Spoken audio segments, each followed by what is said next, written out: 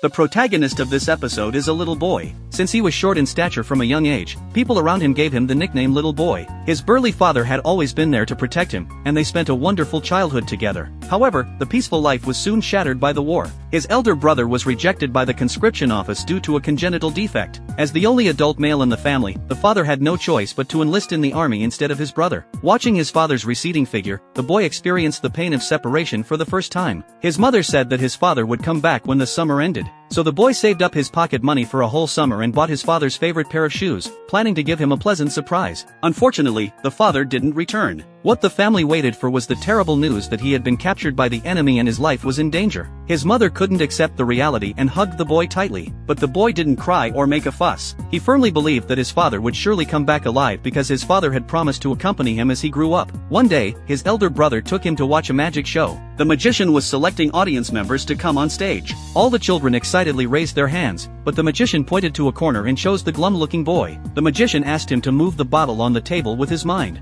As soon as the boy raised his hands, there were continuous jeers from the audience. No one believed that this short boy could succeed. Facing everyone's mockery, the little courage he had left gradually faded away. The magician encouraged him by his side. His words reminded the boy of his father, who had taught him in the same way before. Yes, I believe I can move the bottle.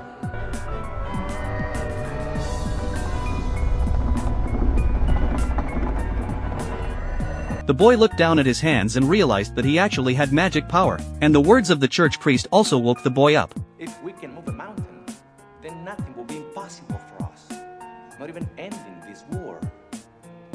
And having our loved ones back. Hearing this, the boy was overjoyed because what he hoped for most was that his father could return safely from the battlefield. The boy found the priest and asked him how he could have a stronger belief. The priest gave him a list and said that if he completed all the things on it, his belief would become strong enough. And the first item on the list surprised the boy.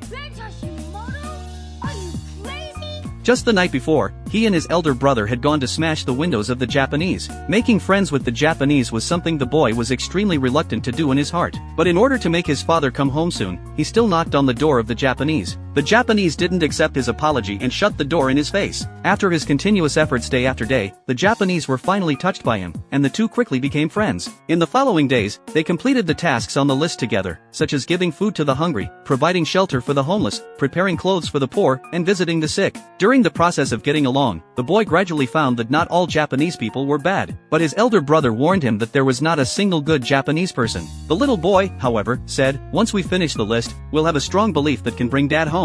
To prove himself, the little boy spread his hands and aimed at the distant mountains. He used all his strength, but people around him all laughed at him, calling him a fool. However, the next second,